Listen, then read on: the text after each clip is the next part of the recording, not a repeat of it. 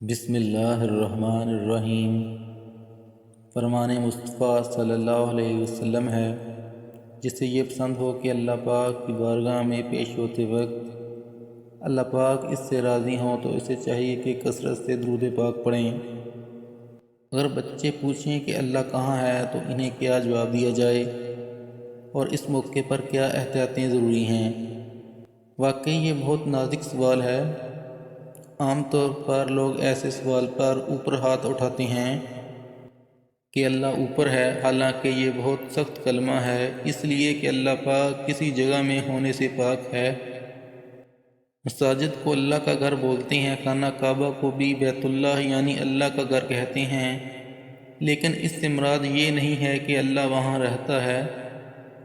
لہٰذا اگر بچہ پوچھے کہ اللہ کہاں ہے تو جواب دیا جائے اللہ ہے مگر وہ ہمیں نظر نہیں آتا، یا اس طرح کا کوئی اور جواب دیا جائے۔ بعض اوقات بچے ایسے سوالات کرتے ہیں کہ انہیں سنبھالنا مشکل ہوتا ہے۔ سمجھ میں نہیں آتا کہ ایسے سوالات کے جواب میں بچوں کو کیا کہا جائے جس سے وہ مطمئن ہو جائیں۔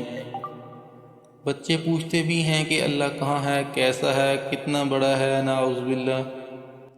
بچپن میں ہم بھی سنتے تھے کہ گالی مت دو، جھوٹ مت بولو ورنہ اللہ پاک سونے کی لکڑی سے مار دے گا۔ تو اس طرح کی بہت سی غلط باتیں رائج ہیں۔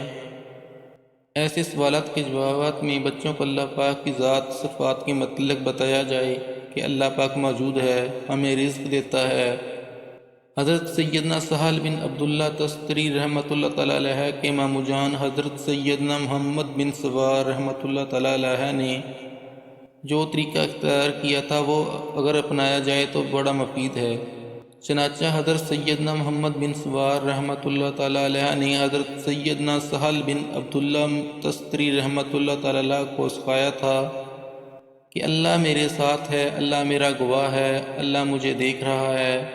اس طرح سکھانے سے انشاءاللہ فرق پڑے گا۔ اس وقت حضرت سیدنا سہل بن عبداللہ تستری رحمۃ اللہ تعالیٰ علیہ کی عمر 3 سال تھی۔ اب ایسا بچہ کہاں سے لائیں جو 3 سال کی عمر میں یہ سمجھ لے کہ اللہ دیکھ رہا ہے؟ بس اللہ پاک ایسا بچہ اور ایسا ماموں عطا کر دے۔ بچوں کا مطمئن ہونا بہت مشکل ہے، ان میں اتنی عقل نہیں ہوتی کہ یہ باتیں سمجھ سکیں۔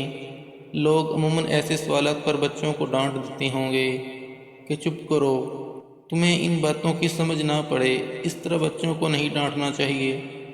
بہرحال اللہ پاک کو اسباب کر دے، ورنہ صحیح بات یہ ہے کہ ہمارے پاس بچوں کے لیے کوئی اطمینان بخش جواب ان معنوں میں نہیں ہے کہ جس سے بچوں کو مطمئن کیا جا سکے۔ بچے اس طرح کی بہت ساری حرکات کرتے ہیں جن کا جواب نہیں پڑتا۔ اللہ پاک کو اوپر والا کہنا کیسا؟ اللہ پاک اوپر ہے کیا یہ کہہ سکتے ہیں؟ اللہ پاک جگہ سے پاک ہے، لہٰذا یہ نہیں کہہ سکتے کہ اللہ پاک اوپر ہے یا نیچے ہے یا دائیں یا بائیں ہے۔ بعض لوگ بولتے ہیں کہ اللہ پاک آسمان پر رہتا ہے اور کوئی بولتا ہے کہ عرش پر رہتا ہے، حالانکہ اللہ پاک کے لیے کوئی مکان یعنی ٹھہرنے، قیام کرنے اور رکنے کی جگہ ہو ایسا کوئی معاملہ نہیں ہے۔ اللہ پاک کا کوئی بدن نہیں، وہ جسم و جسمانیت سے پاک ہے۔ یہ کہنا کہ اللہ پاک اوپر ہے اسے علماء نے کفر لکھا ہے۔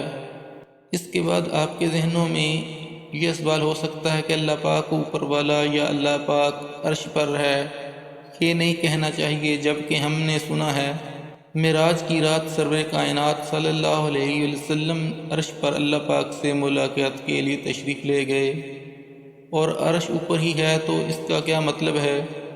پیارے آقا صلی اللہ علیہ وسلم اللہ پاک سے ملاقات کے لیے عرش پر گئے۔ یہ بات درست ہے کہ سرکار صلی اللہ علیہ وسلم عرش پر گئے، مگر اللہ پاک کا دیدار کہاں ہوا اس کا تذکرہ نہیں ہے۔ ایک شعر عرض ہے جس سے آپ خود سمجھ سکتے ہیں۔ خرد سے کہہ دو کہ سر جھکا لے، گھماں سے گزرے گزرنے والے، پڑے ہیں جہاں خود جہت کو لالے کے بتائے کدھر گئے تھے۔ خرد کا معنی ہے عقل اور سمجھ، گمان یعنی خیال، جہت کا معنی ہے سمت یا ڈائریکشن۔ شعر کا مطلب یہ ہوا کہ عقل سے کہہ دو کہ اب ہتھیار ڈال دے، سوچے نہیں کیونکہ گزرنے والے خیال سے بھی ورل ورا ہو گئے ہیں، بلکہ جہاں خود جہت اور سمت کو بھی لالے پڑے ہیں نہ اوپر نہ نیچے، نہ دائیں نہ بائیں۔ اس طرح پیارے آقا صلی اللہ علیہ وسلم نے اپنے سر کی آنکھوں سے اللہ پاک کی زیارت سے مشرف ہوئے۔ کس طرح دیکھا یا کیسے دیکھا یہ سوچنے کی نہیں بلکہ مان لینے کی بات ہے۔